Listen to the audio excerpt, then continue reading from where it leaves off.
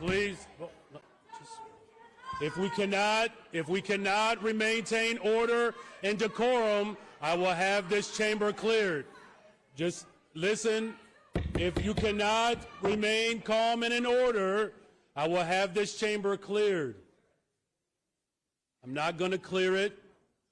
I'm asking you all, stay with, we're good.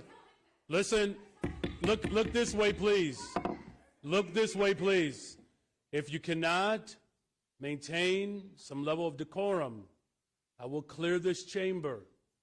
That is not my intention. We have a few more speakers that have signed up to address this matter publicly. That's what we do in a democracy. Give people the ability and the opportunity to express themselves, and you have a right to disagree. But I expect, stay with me, but I expect that there be some decorum and some order.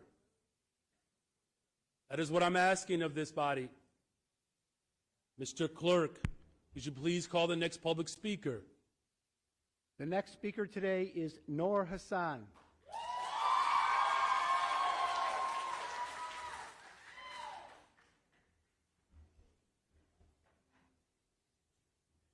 Good afternoon, Mayor Johnson and Alder people of Chicago. Good afternoon. My name is Noor, and I am here today as a longtime Chicago activist to implore you all to stand on the right side of history. I have lived in Chicagoland all my life, and I have watched our city take a historic stand on the side of justice through the mobilization of black and brown activists. I have seen all the ways that my fellow Chicagoans stand up for what is right. And yet, as a Palestinian American, I have also seen all the ways which we have let our communities down. It is on record that Arabs and Muslims in Chicagoland have been heavily and unjustly surveilled by the FBI as a part of the United States' failed and shameful so-called war on terror.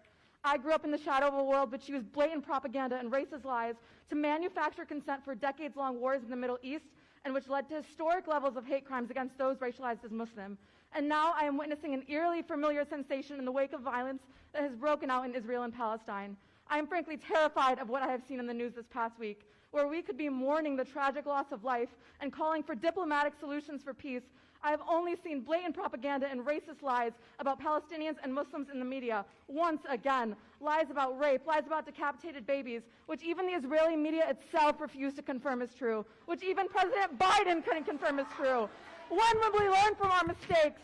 All of these disproven lies to manufacture consent for Israel's decimation of the people of Gaza, half of whom are children, who have been subject to the ethnic cleansing since 1948, before the existence of Hamas, and who have been subject to a military blockade by Israel since 2007, a people who are subject to random acts of illegal collective punishment, who this very second have no water, fuel, medicine, or electricity, because Israel has decided to punish the actions of the few, who has decided to punish the millions for the actions of the few.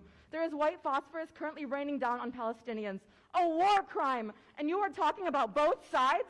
This is what Amnesty International and Human Rights Watch have unequivocally condemned as apartheid, and that the United Nations has designated as illegal.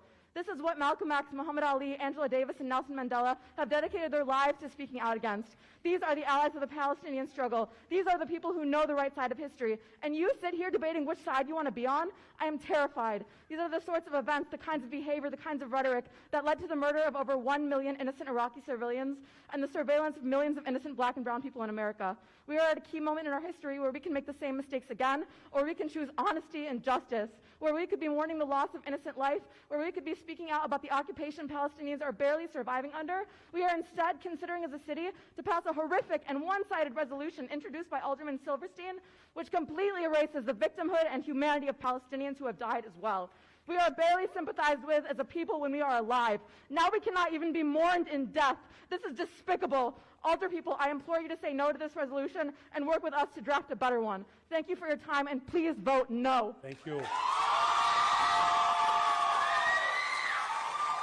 Thank you. Mr. Clerk, please call the next speaker. Listen, we're not doing that. Don't do that. Don't do that. Don't do that. Listen to me for a quick second, y'all. You give your presentation and you speak, people clap, we move to the next one. You don't have to shout people down that you disagree with. We're almost through this. When someone speaks, you can clap, and then we move on to the next speaker. We can do this, you all. We are better than this. Regardless of how you feel about this position, I am asking this public to maintain some level of decorum. Let the person speak. If you agree with them, you can clap. When that clap ends, we'll go to the next speaker. It's not that complicated. Mr. Clerk, please call the next speaker. Our next speaker is Sari Taha.